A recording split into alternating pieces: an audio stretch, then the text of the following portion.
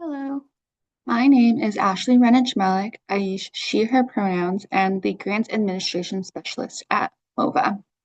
In this video walkthrough, we are going to go through all of the steps on how to initiate, work on, and submit the FY27 Victim and Survivor Services, or VSS, application on eGrants, MOVA's grants management database.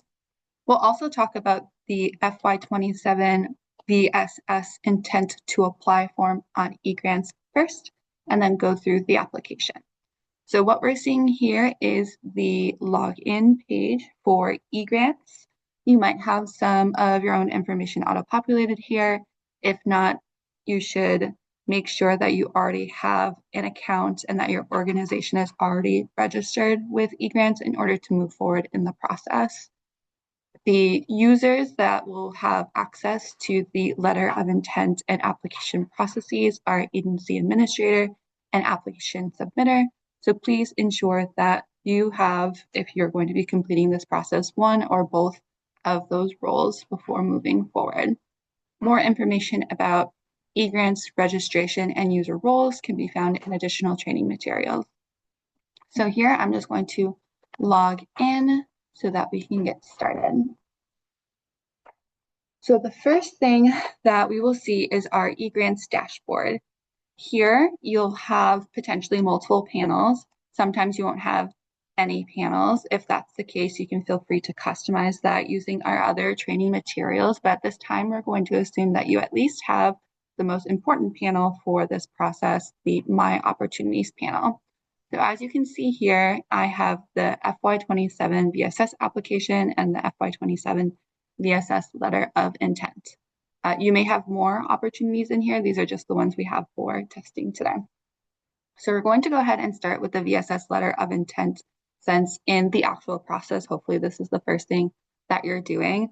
This is an optional non-binding form that lets MOVA know some information about how you intend on applying for the application. This will be due on November 3rd, and that just helps MOVA plan for the review process. So again, optional, non-binding, but definitely encourage for applicants to go ahead and do this. So we'll just walk through this process first.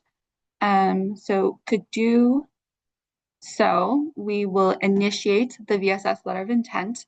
You'll click on that link from the My Opportunities section, and then you'll get this pop-up that basically says, are you sure you want to do this? And we're certainly sure. So we're going to go ahead and click the green proceed button, and then we will be auto-refreshed into the document landing page for the document. So in here, there's a bunch of cool information. I'm going to call our attention to a couple of different pieces. The first is going to be the document status. So this is a pretty simple process. There's only 3 potential statuses in the application. You'll see many more for this document and for this process. So right now, letter of intent in process, that means that you, the applicant, the user, is in process of completing this.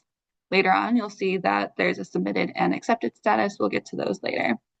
And then we will also look for the document name. If you have to navigate back to this in the future, that would be the place to check and make sure that you're clicking on the right one.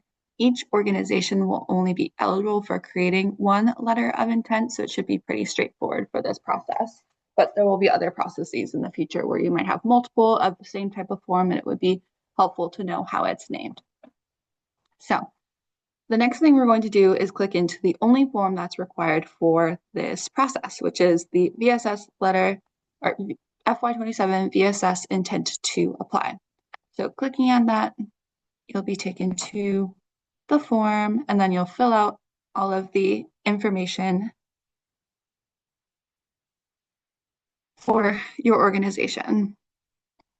So your organization name will be auto-populated because that will be taken from your registration. You'll put in your program name and then how much money you expect. You can see I've tested this a few times. How much money you expect to request in the FY27 budget request. Like I mentioned before, this is non-binding. You can increase this number, decrease this number, do the exact number. This just helps us have a general idea of what you're looking to do. And then the second piece of information is preferred contact information for the application. During the application process, we will ask for contact information as well, but this is specific to the application and who we should reach out to in case there are questions about your application rather than general contact information. So I'll differentiate that later. So in here, I'm going to put Izzy because she is our CEO of Cats for Justice. And then the last thing you're going to want to do on this page is save. eGrants does not automatically save anything, so it is important to regularly manually save by clicking the save button in the upper right-hand corner. So we can see that a check mark has just appeared in our form and eGrants is happy about that. Let's pretend I didn't fill out the whole form. You can see that each of these boxes here with these red asterisks are required. So if we are not filling out something that is required, it will be denoted in a number of ways here. The first thing that we can see is this attention box. This is what we call an error check. So it will tell you specifically what is missing. Preferred contact title is required. You'll also see a red box, or depending on what type of question, some sort of red denotation around the missing information. And then for the specific form, we only have one here, but we'll get into the application where there are multiple forms. We can also see that there's an exclamation point that says form contains errors. Additionally, you will not be able to submit, we'll talk about submitting in a second, but you will not be able to submit if there are errors here. So it says you have an error in the intent to apply form. You can click on it, it'll refresh you into the form, and again, show you all of the same information. So we are going to make sure we have all the information saved. We'll see that the error check goes away, the red box goes away, and the exclamation point goes away.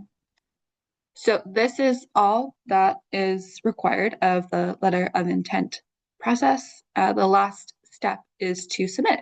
So what you will do is click on this letter of intent submitted status option. It might be called something slightly different in the future, possibly submit letter of intent, since it's a little bit more straightforward, but nonetheless, you'll click on the submit option in the status options section of your left-hand panel. So you'll scroll all the way down, find the status options, find the one option, and then click it.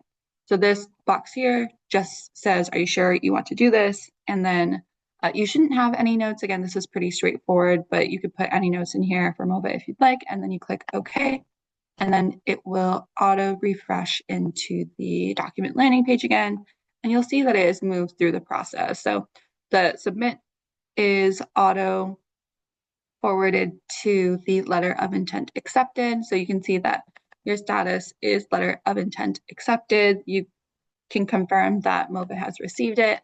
And then additionally, if you scroll over the title here, you can see some of the same information as the document landing page. So again, you can see that the status in there is letter of intent accepted. So that is the letter of intent process. Now we are going to initiate, work on, and submit the application for the FY27 VSS grant opportunity. So again, we will navigate back to our home page by clicking home. You can just click here whenever you need a refresh, and then do the same initiation process as we did for the letter of intent. So we'll click on the FY27 VSS application link here. We will confirm that we do want to do this, and then we'll be auto refreshed into the document landing page. So here you'll see all of the other statuses that will be required before we get to contract executed. So we're just in application in process. You'll know that your application has been received when you make it to application and completeness review, which is the status that indicates that MOVA is going through and reviewing for completeness and all of those fun things. Again, you can see the blue check mark in the timeline. You can see document status here. You can find it up here in the second row, application in process. And then again, you can find the document name here and up here. So that's all the good, juicy information. So before we start filling out the application, I do want to call attention to the help page. So this help page is a quote unquote form. It's really just a page for you to click into to see some eGrants tips. So these have some hot button questions that we regularly receive or will anticipate about how to use the indirect cost tool, or what roles can do this process. So this is always going to be here for you to refer back to. If you have like a quick TA question, it might be found in here. So I do encourage that you refer back to this and then also click on these resources if they are relevant. So now we're going to get into the application.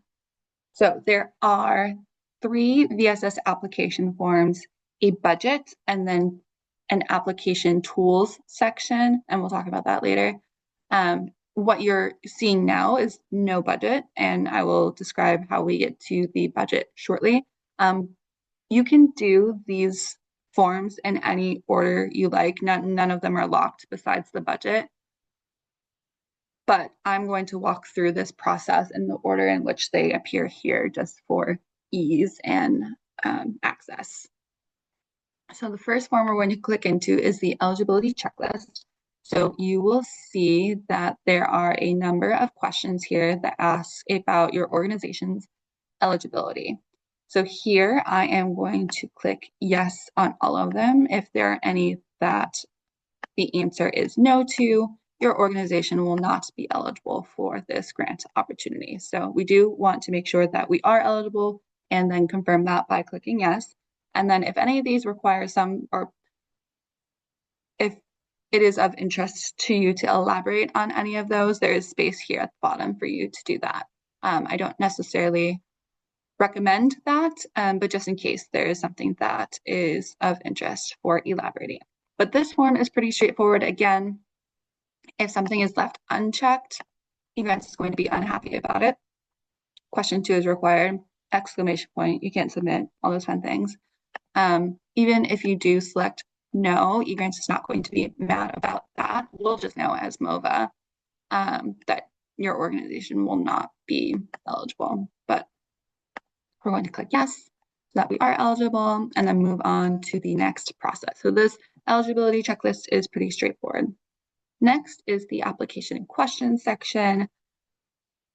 So there's a bunch of different types of questions in here. So we'll go through it. So again, I'm going to answer each question with like sample information, not the best examples because I'm making these up on the fly, but we'll save and we'll show how the error checks disappear and everything. So the first question here is organization mission statement, which can accept a maximum of 700 characters. You can see down here, there's a 0 out of 700, and then the number will increase as we add more words. So I will say my organization's mission statement is to provide victim and survivor services to cats and kittens across the Commonwealth.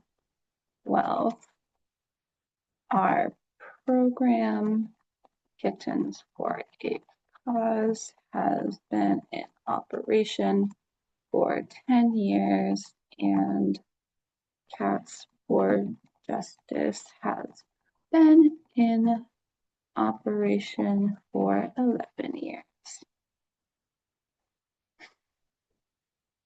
Next is, I'm going to go ahead and save so we can see that no error check there and then error checks on everything else. So we'll see how they disappear as we go through it.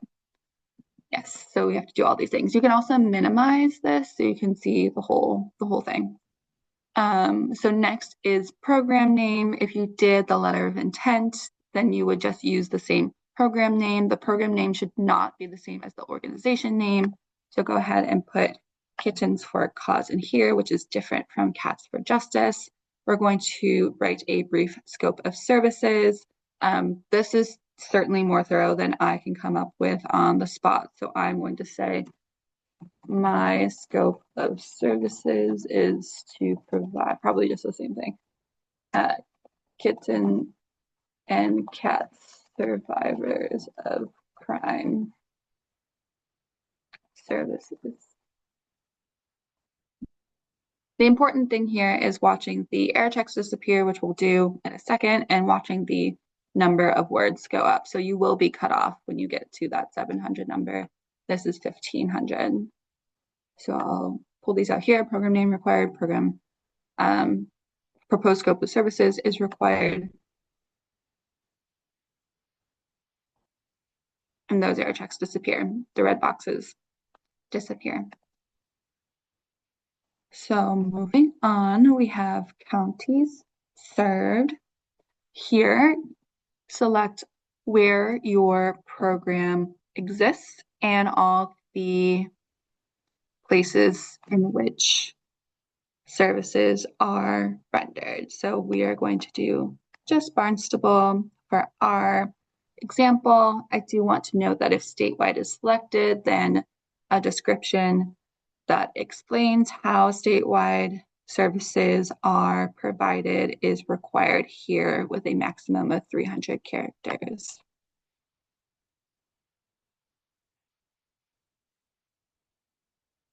So that error check goes away. Next is victimization types served. So this is a section that requires, and you can see in the error check too, percentage of VSS funding allocated to crime must equal 100%.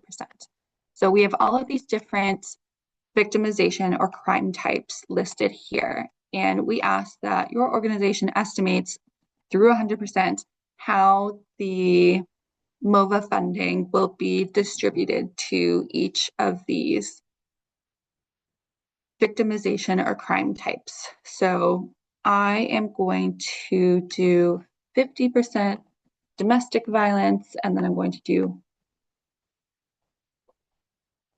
50% other nonviolent crime, just so we can see the example. Actually, let me do 49%, so we can see that eGrants does require that it's going to be 100%, even though you filled this out.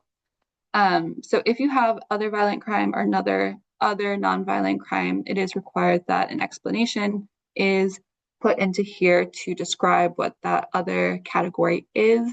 And then as many other categories can be added as you like. So what I just did here is click the green plus button. And then once there's more than one row of that particular thing, there will be red negative buttons to remove. So I'm going to remove the extra row because I'm not using that. Let's say we do have two other nonviolent crimes. And I'm just going to put info in here. And then we're going to make that 1%. And so when we save, we have a total of 100%, as we can see down here. The error check goes away. It will auto calculate for you down here as well, so you don't have to be keeping those numbers in your head. So the next section is service types provided. So this asks your organization to select all of the services that best represent the main types of services that will be provided under the MOVA grant. So there's a bunch of different options here. If you like information about what those options mean, if it's not clear, some of them can be a little difficult to discern from one another. There's guidance in the VSS call for grant application, the CGA, and that will refer to another document that provides definitions for all of these different ones. So I'm going to just select criminal advocacy and accompaniment, and then click save. At least one service type selection is required. Again, this is checkboxes, so you should be selecting as many as are relevant to your organization. Next, we have populations served. So this asks that you identify if any of the services that will be provided with the MOVA grant are designed and intended for specific populations. The ones we have listed here are culturally specific populations, survivors of crime who have disabilities, and survivors of crime who identify as LGBTQIA+. And then we do have an other, if there's others that your organization is designed and intended for, that can be elaborated on here. So while these questions are required to select yes or no, So if we select no, we can just move forward with the application. But if we do select a yes, then we will have to describe how the services that are proposed to be funded with MOVA dollars are designed and intended for LGBTQIA survivors of crime. So just as an example, again, don't take this with, definitely take this with a grain of salt, but our services are for LGBTQIA plus because it is a home for children of LGBTQIA plus homicide survivors. All right, so we'll save. I keep minimizing the error checks because they kind of get in the way, but that one has been removed. If you do select yes and then don't fill it out, you will get a new error check. So let's go ahead and do that just to demo.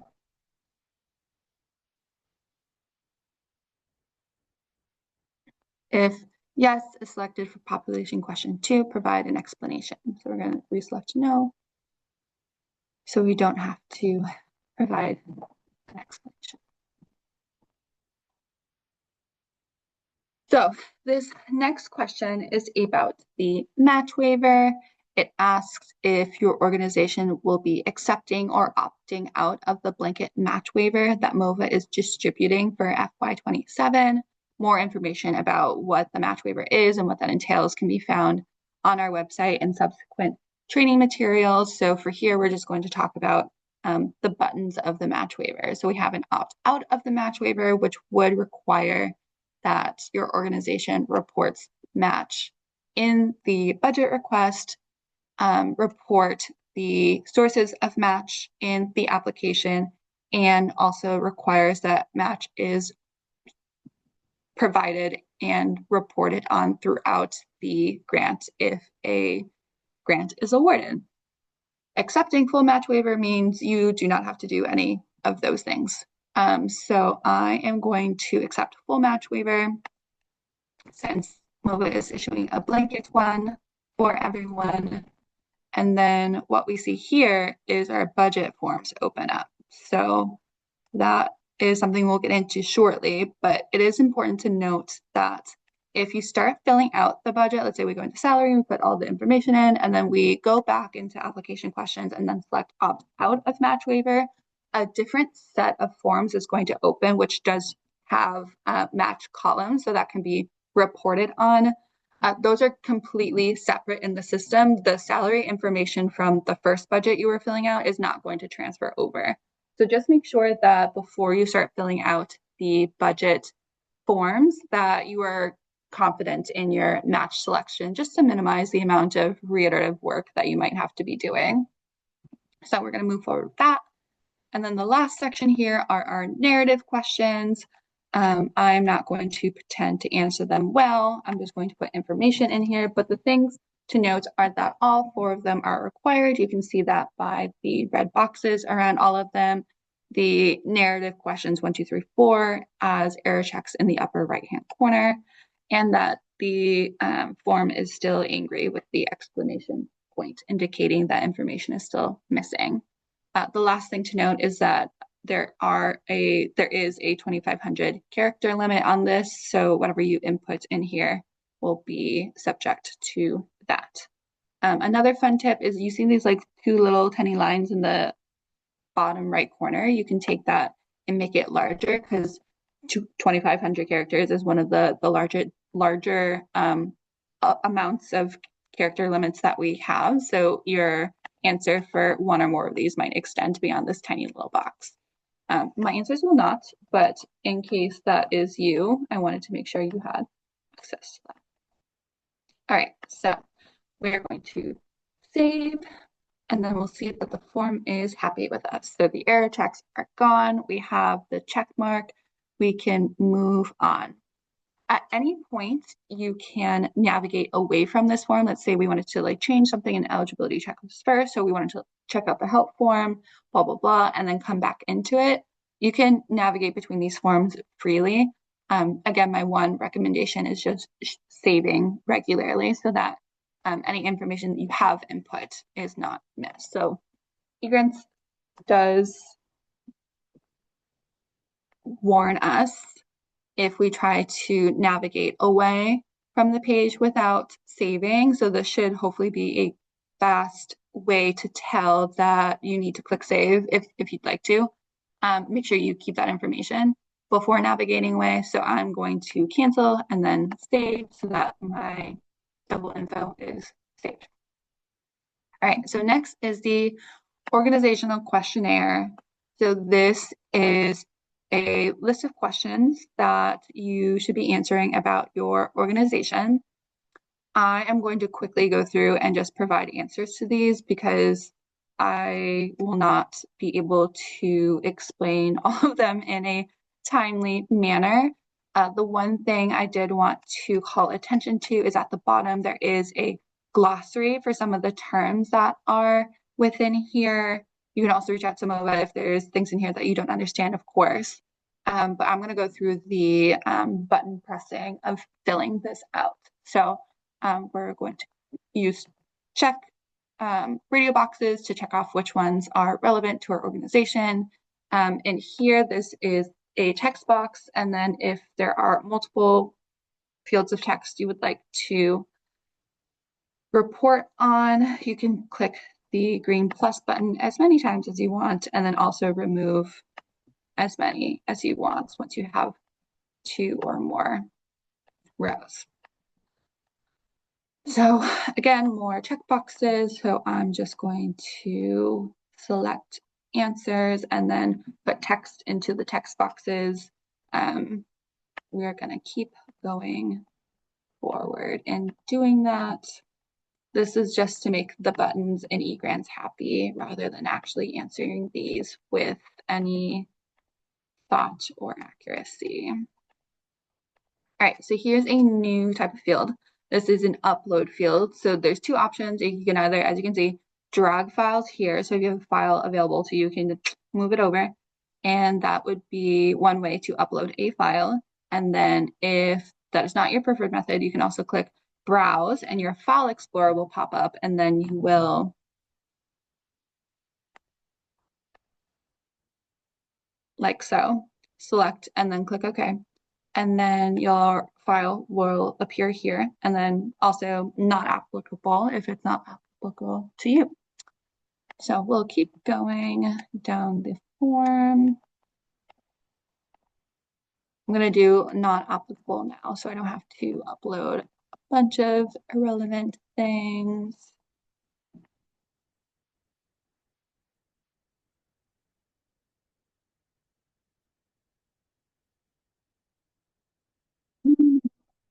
All right, so we save the form. We make sure that eGrants is happy with us, which it is. Again, if anything is left unchecked, we'll have an error check that indicates as so. Question 23 is required. So we answer it, we save. This form is pretty straightforward. All right, so next we get into our budget. So for the budget process, there are these different types of budget forms which represent different cost categories at MOVA. So we're going to click into salary and work through a couple of these budget forms, and then I'll talk about what to do if you don't have any costs in those. So for salary, this is a unique form. We have customized it so that it's easier to do some of the math we were requiring. So at the top, we ask how many hours per week is full-time at your agency. So some common answers include 35, 37.5, and 40. So I have 40 auto-populated into here, so that's what we're going to do. And then we have this field here, and we can see it's cut off. So I do want to call attention to what to do if you're zoomed in and you can't see the whole thing. There's 2 ways to navigate this. One is to use the bar at the bottom and scroll all the way down. if you have a mouse, laptop, computer situation where you can do that with just your fingers, that's something you can do as well. So that's what I'm going to do. I'm just going to navigate back and forth using my laptop pad. The other thing you can do is minimize the screen so that everything is on one page. So there's probably other ways to do this, but my favorite is Control minus. And then you can see my page just got smaller. You saw the like 67% at the top. So that is something you can do. So you can do Control minus or Control plus to make it bigger, if you even want it bigger than that or smaller. So you can keep going. So like I said, just so we can see everything, I'm going to be navigating back and forth with my fingers on the laptop pad. But these are all different ways that you can navigate the full screen while also being able to see everything. So in here, we have a number of information that is being asked for our first employee. So our first employee is, of course, going to be lovely Izzy. She is our CEO. So this is a drop down of the different staff categories. Do your best to fit your staff member into one of these categories. There's more information about what these entail or some examples in the VSS CGA. But because Izzy is our CEO, we're going to put her down as agency leadership. And again, we're putting CEO for her. She works 2 hours a week for 52 weeks. She makes 2,000, nope, 20,000, way too much. 2,000, and then I'm going to put that as an admin cost. So each cost will have to be delineated, whether it's a direct service cost or an admin cost. So these hours are admin, and then she works 40 hours at the agency overall, and she makes $120,000. And then I'm going to say, because she isn't fully supported by MOVA or proposed to be supported by MOVA, I'm going to put DPH, and then for the other 38 hours. Nope, 38 hours. So that is Izzy. If you are missing any information in this row, if you start filling out a row and you miss even a single space, eGrants will tell you. So we're going to put that back in and save so that it's there. Also, once we save, you might have noticed that the number of full-time equivalents, or what we call FTEs, is going to be auto-populated based on the information that is put into here. So it's going to be auto-populated for each staff member and then auto-populated for the total. So I will add one more staff member just to work through a full example. So TOOF is going to be direct advocate. So he is an advocate. He works 40 hours a week for 52 weeks at $65,000. It's a direct cost. We see he's full-time FTE based on the 40 hours that we put up here and then 52 weeks in a year. So we're just going to put the same information, 40, 65,000, and then not applicable because he's not supported with any other money. So we'll save that again. And eGrants will be happy. So we see 1.05 total FTEs. And then at the bottom, we can see the totals of VSS costs versus salary cost. So we see that the salary page is happy with us. We also see, curious enough, the fringe page has check mark. And so one of the things we have customized eGrants to do is to take the information that we're putting into the salary page, if you're using the salary page, and auto-populate it into fringe, so you don't have to navigate back and forth between the two. So here, the fringe rather has to be based off of the base amount that MOVA is supporting. So it auto-populates the employee name and the base amount. Those things can be changed. There's very few circumstances in which they need to be changed, but that option does exist. So say if I wanted to put like 2001 in here, we can do that. And then if we wanted to like add, if there was anything else we wanted to add, so it should really be the same. So I would actually not recommend doing that, but you could. Next is fringe rate. So I'm going to say the fringe rate is 10% for both of them. And then you'll see that the calculation auto calculates. This is the max amount that can be requested in the MOVA budget based on the math that we have given the system so far. So if you tried to request $201, even though you only have 210 cents, eGrants, well, it will be mad because we filled out the whole thing, but we will also see that total fringe costs cannot exceed the calculation. So we're seeing that here. So we'll go ahead and update that. We'll just do the 200 and then we'll say admin. Fringe breakdown here, we want a breakdown of the percentage. So I'm going to put 5%. Health insurance, 5% taxes. I'll do the same for tooth. Again, taking these examples with a grain of salt.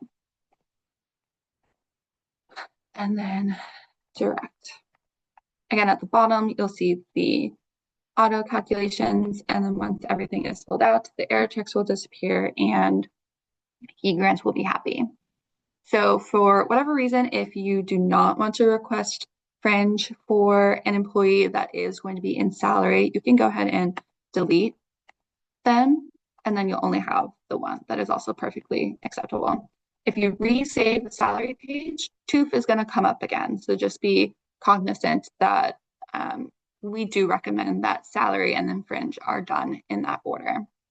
So these are pretty unique budget forms from consultants through indirect costs. They're going to be quite similar. So I'm going to click into consultants and we'll do an example there. So we'll say name of consultant is Maisie. She provides counseling services, $80 a day or $80 an hour, total hours per year. Let's do 20. So cost is $1,600 and that's a direct. And I'm just going to put info here. And once again, you can add as many or as few as you like. Everything is auto-populated. We're going to save and eGrants will be happy, no error checks, and then we'll have a check mark here. So for time purposes, what I'm going to do is click into the rest of the budget forms and just save them. So this will be required if you have any forms where you're not requesting costs. So let's say this is my whole budget. I'm requesting Tooth, Izzy, and Maisie, and that's all I'm requesting from MOBA. I'm satisfied with that. I still have all of these other budget pages, and if I try to move forward in submitting this to MOBA, eGrants will be like, you didn't look at this page, you must. So we're just going to go ahead and do that. So all you have to do is click into the page, click save, and then a check mark will appear and eGrants will be happy. So I'm going to do that for all of them. And then we will look at the summary to make sure everything looks correct.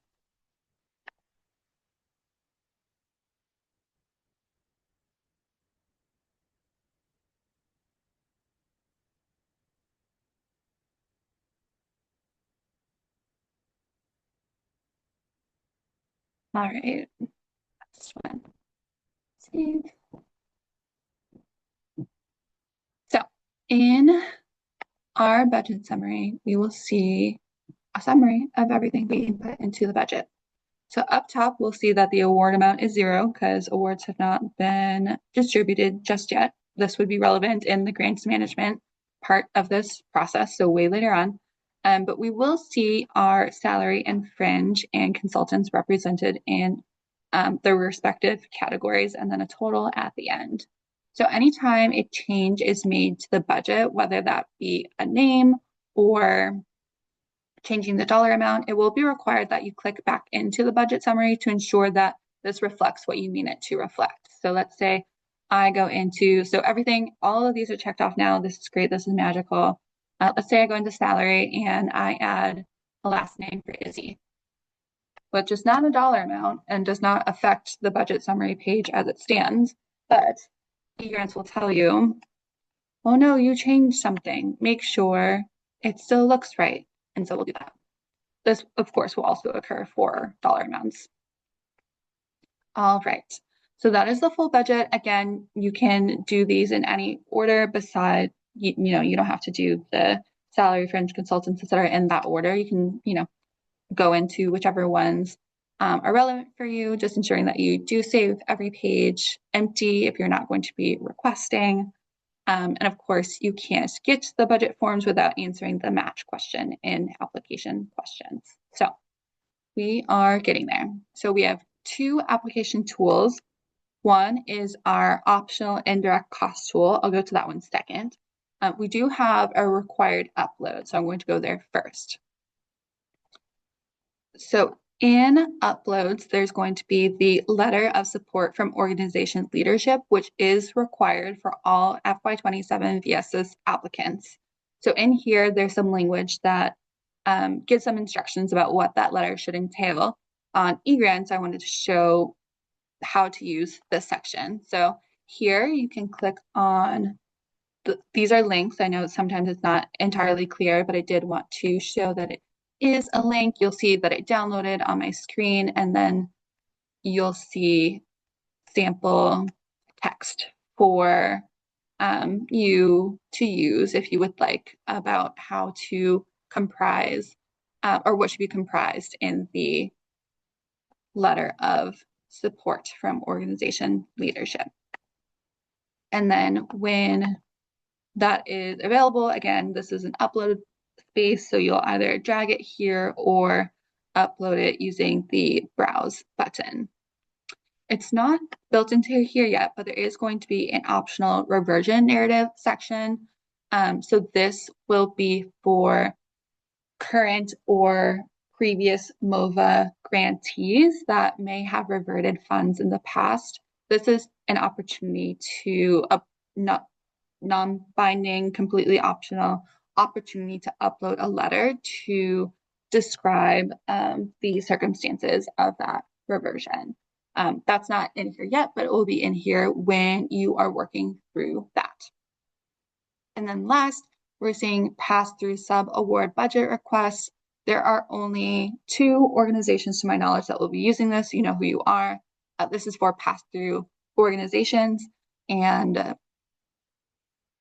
if you do not know if this applies to you or not, you can reach out to MOVA and we can help you navigate that. But similar to the letter of support from organization leadership, you can click on this link. It will download a form that can be used for the sub-award budget requests, and then upload as many as you would need here. So since the letter of support is required, I am going to upload one so that eGrants is happy. And again, we'll save, and you'll see that eGrants puts a little check mark next to the uploads. So there are a few more things I want to share before we're done with our time today. The first one being the optional indirect cost tool. So this is a tool that we have built into eGrants to help both MOVA and applicants and or grantees figure out how much indirect expenses they are eligible for. So what eGrants will do is it will take the budget request and auto-populate it into here. Unlike the budget, like where we saw fringe, these cannot be changed. So it tells you this comes from salary. When it comes to staff members, eGrants will auto calculate fringe and salary together. So that's why we're only seeing salary and then one row for Izzy and Toof, even though Izzy and Toof have both salary and fringe requests. So this is the totality of both of those. So then next is going to be all of the other costs that you may have. And then there's 2 sort of spaces for you to play with in here if you're interested in figuring out your indirect. One is selecting whether or not that should be included in the indirect cost calculation. So you can see when I click Izzy in the 2200, it comes up in the indirect base, or if you're using de minimis MTDC, modified total direct cost. And then there's also this indirect rate space. So it looks like this one already had 10% in it, but this can be customized to anything, 10.5, and then you'll see this number changes. MTDC or de minimis is up to 15%, so that would be it. And so you can play around with this and add or subtract as many as you like to see what could be included in your indirect request. couple of caveats. One, this tool is completely optional, so you can skip through it, not even click into it, and still submit the application to us. And two, even if you end up here with 330, let's say like this is like the number you want to go with, you don't have to request that indirect cost. This form, the indirect cost tool, and the indirect cost budget form are completely unrelated. So you have some agency to play with the tool and see what those numbers could look like for you. And you don't have to save it. It should all be fine. All right, so we have check marks in every single space in the application. Wow, that's incredible. Does that mean we can submit? I'm going to say maybe not yet. That's because one of the requirements for the application is to make sure that your organization's contact information is completely filled out. This is super necessary so that processing of the application and potentially subsequently contracting is not held up. And so before we submit the application, I'm going to navigate to the contact information page and just see if it's filled out. There are multiple ways that you can do this, but I'm going to direct you to the fastest way, which is by clicking your name in the upper right-hand corner, clicking profile. Yes, and you will get a status reminder that asks if you're sure you want to navigate without changing the status, because sometimes we fill out everything and then we're like, okay, MOVA will get it. That's not always the case. That's definitely not the case. We have to make sure we submit officially to MOVA. So we're going to confirm that we are navigating away and that we don't want to save our information on the indirect cost tool. And then we're taking to our what's called person information. So this is all of our stuff, very cute. What we're going to want to go into is the contact information. And so in here, we can see that none of this is filled out. So if MOVA were to receive that application and then look at the contact information with no information in it, we would say that the application is incomplete. So I will save so you can see all the error checks. There's going to be a ton of them, right? So let's just pretend we submitted all this because this could take a while. The last thing I do want to call attention to is the authorized signatory section. And so this is a section that is a little bit different from what we saw above. And that is going to include the contractor authorized signatory listing form, which you can see is linked here. So we want to download this form, we want to fill out this form, and then re-upload it into eGrants. So in here, there's a bunch of instructions that I'm not going to go through together, but again, you'll fill it out with all of the relevant information, make sure we get a signature on here, and then we'll re-upload it here. So whoever is listed as an authorized signatory here on eGrants also has to be in this form, or again, the application will be considered incomplete and inaccurate. So let's say once again, Izzy is our authorized signatory. She's our CEO, Izzy Smith at gmail.com, and then we upload the authorized signatory form. And so that's how this particular section, again, I'm just uploading sample things, would be filled out. Again, we're going to get all of these error checks because I'm not going to fill out all of the required spaces because that would take too long. Even so, we're just going to pretend that it's all filled out. So at this point, it's all filled out. Now we're ready to submit our application, but we're not in our application anymore. How do we get back to it? So there are ways to get back to the application, and the first would be going back to your homepage and looking at My Tasks. So My Tasks will have documents or processes that are in your court where you have responsibilities. So we're seeing our letter of intent from the beginning of this presentation and the application we were just working on. So what you can do is click on your application and it'll take you right back to it. So that is one way to do it. The second way is using the search function. So you'll click on applications because that's what we're working on together. And then my recommendation is not to use any filters. The filters are like a little wonky. So I would just click search, and then you'll have access to all of the applications that you have access to, which if you're one organization, you'll only have access to your own. So you're seeing just the one application here. So you'll click on the name and you'll be taken back to it. Of course, we always auto land on our document landing page. We still see that all of our information is saved here.